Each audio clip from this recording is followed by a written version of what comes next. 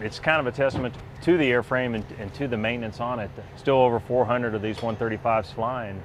These guys, they look at them like they just came off the floor, and the way the maintenance takes care of them, as clean as they are, you couldn't tell this is almost a 50-year-old jet. I've been in the airplane 19 years. Probably the first operational mission, I was A1C and got sent on Just Cause, and we refueled the AC-130 gunships, and I realized, the Air Force can trust a 20-year-old to go do a war mission and refuel an aircraft, so that's probably the happiest and proudest moment. You either like it or you won't like it. I mean, there's people the first time they fly an airplane and just can't get over their stomach being upset or the responsibility of that airplane coming up. They just say, this isn't for me. And today, I still get excited about going to do it, so that's why I haven't done anything else. Yeah, we've flown Danish, Germans, Italians, Jaguars, Tornadoes. So I've been in Kosovo. We've flown the Danish F-16s.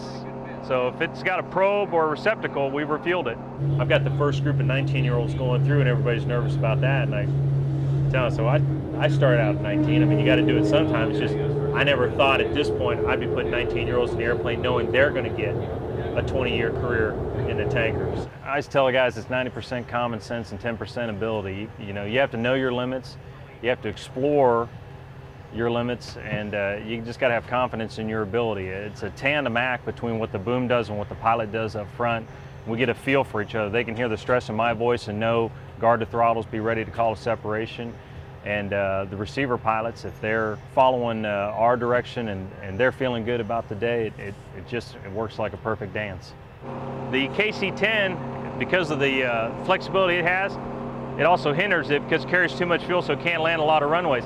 And it doesn't matter if you had 100,000 pounds of fuel up there. If you need to refuel 5 fighters, you need more booms in the air, and nothing beats a 135 on that. We can quick flow, and we can take any package and carry a complement of troops, equipment, and do the refueling. As far as the footprint that this makes on any runway, we can land just about anywhere. I live in Hera. I meet people all the time that still don't believe we do have this capability. So it's a lot of fun.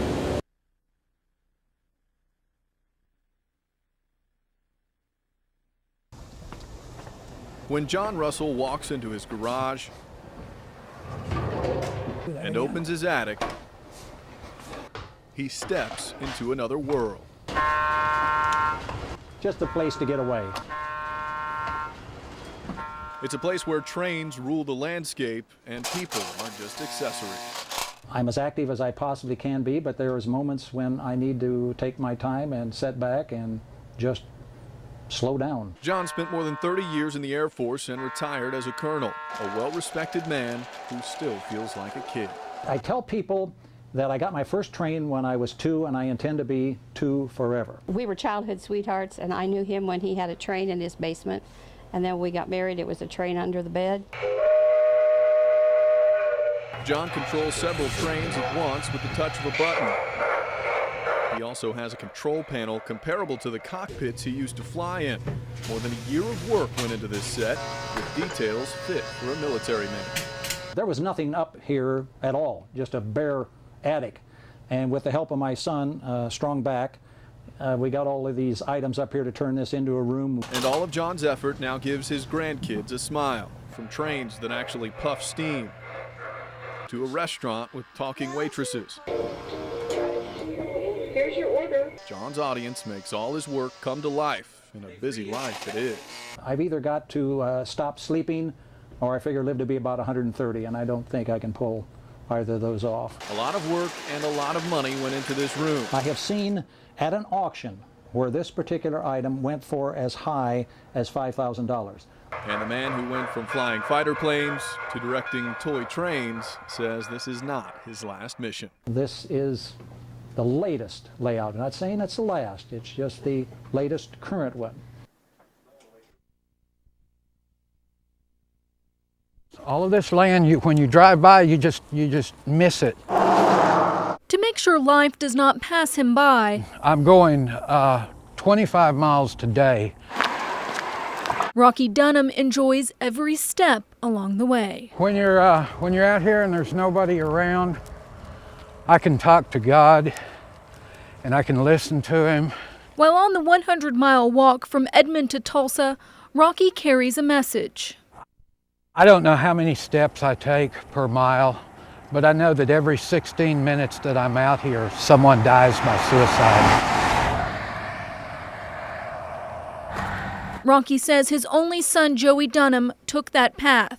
On May 27th, Joey committed suicide. I miss him terribly, and while I'm on this road, I think about him every step of the way.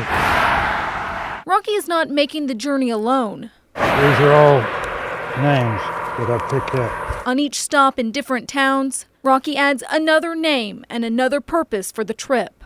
They write their names down, and there's just so many of them. Just so many of them. The names keep Rocky moving forward. It's harder to walk on this dirt. It's been rough.